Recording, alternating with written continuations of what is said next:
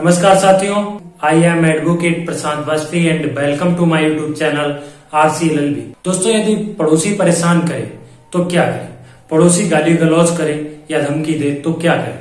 देखिए, यदि आपका पड़ोसी आपको परेशान करता है, गाली देता है या शराब पी के अभद्र भाषा का प्रयोग करता है और जब उसे आप मना करने जाते हैं तो धमकी देने लगता है या फिर आपको जान से भी मारने की धमकी देने लगता है, तो ऐसी कंडीशन में आपको क्या करना चाहिए?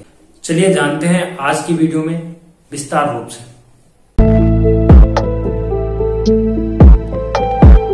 देखिए, अक्सर लोगों के पड़ोसी गाली गलौज, मारपीट या आपके रास्ते को रोकते हैं, आपकी नाली को बंद कर देते हैं, तो आप ऐसे मामलों में अपनी शिकायत लेकर पुलिस स्टेशन जाते हैं। लेकिन पुलिस द्वारा इस प्रकार के छोटे छोटे मामलों में शिकायत तो ले ली जाती है, लेकिन FIR दर्ज नहीं होती है और ना ही पड़ोसी पर कोई ठोस कार्रवाई होती है। तो आपको ऐसे में क्या करना चाहिए? आपको पुलिस के उच्च अधिकारियों से, जैसे कि SP को, एक शिकायती पत्र देना होगा और उसकी कॉपी को संभाल कर रख लेना है। यदि आप यह शिकायत पत्र SP को रजिस्ट्री द्वारा भेजते हैं तो जो आपको रजिस्ट्री रसीद मिलेगी उसको आप अपने पास रख लीजिए और वहां से भी कोई ठोस कार्रवाई नहीं होती है, आपको ऐसे मामले में न्यायालय में किसी अच्छे अधिवक्ता के द्वारा कंप्लेंट यानी परिवाद केस दर्ज करवाना चाहिए। अगर बात सिर्फ धमकी देने की, गाली गलौज करने की या फिर आपको परेशान करने की है और किसी भी प्रकार की कोई मारपीट या धक्का मुक्की नहीं हुई है, तो आपको केस परिवाद के रूप में जो है वो IPC की धारा 504 व 506 में दर्ज होगा।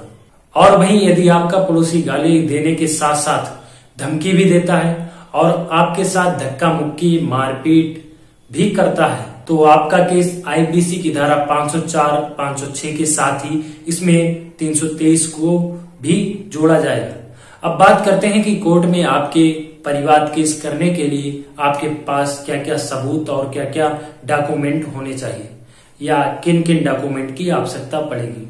देखिए, अब इसमें डॉक्यूमेंट की बात करें तो वादी यानी जो केस फाइल करेगा, जिसके साथ घटना घटित हुई है, उसका एक फोटो, आधार कार्ड या कोई वैलिड ID प्रूफ और इसके साथ ही SP को दी गई जो आपने शिकायत पत्र दिया था उसकी फोटो कॉपी, और यदि आपने रजिस्ट्री द्वारा SP को भेजा था तो रजिस्ट्री रसीद, और इसके साथ ही यदि आपके साथ मारपीट हुई है तो आपको MLC रिपोर्ट जो सरकारी अस्पताल में बनेगी वह भी होनी चाहिए। इसके साथ ही आपके पास यदि कोई वीडियो, ऑडियो रिकॉर्डिंग सबूत है तो आप उसे क्या है कि कैसेट के रूप में कोर्ट में लगा सकते हैं। और हाँ, इसमें 2 गवाहों की भी आवश्यकता पड़ेगी। यहाँ पर आपको विशेष ध्यान रखना है, आपके साथ जो भी घटना हुई है आपको अपने वकील को सारी बातें बता देना चाहिए, क्योंकि उसके आधार पर ही आपके वकील एप्लीकेशन तैयार करेंगे और सबूतों के साथ लगाकर कोर्ट में दाखिल करेंगे। आपका जब केस अधिवक्ता द्वारा कोर्ट में दाखिल होने के बाद न्यायालय मजिस्ट्रेट द्वारा वादी यानी जिसने केस फाइल किया है यानी जो पीड़ित है उसके बयान होंगे। वह बयान CRPC की धारा 200 के अंतर्गत लेंगे और इसके बाद आपके गवाहों के बयान CRPC की धारा 202 के अंतर्गत कोर्ट में लिए जाएंगे। और दोस्तों, इसके बाद यदि जज को आपका बयान और आपके गवाहों के बयान जो हैं उनके आधार पर और अन्य सबूतों के आधार पर लगेगा कि आपके साथ वास्तव में अपराध हुआ है, तो ऐसे में कोर्ट द्वारा सम्मन भेजकर दोषियों को कोर्ट में बुलाया जाएगा।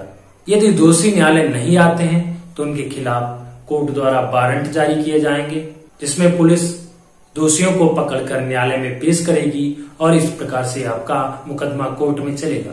इस प्रकार से यदि आपका पड़ोसी तंग करता है, परेशान करता है, मारपीट करता है, जान से मारने की धमकी देता है, तो उसको आप सबक सिखा सकते हैं, उसे दंड दिलवा सकते हैं। और यदि आपको वीडियो पसंद आई हो तो वीडियो को लाइक और चैनल को सब्सक्राइब कीजिए।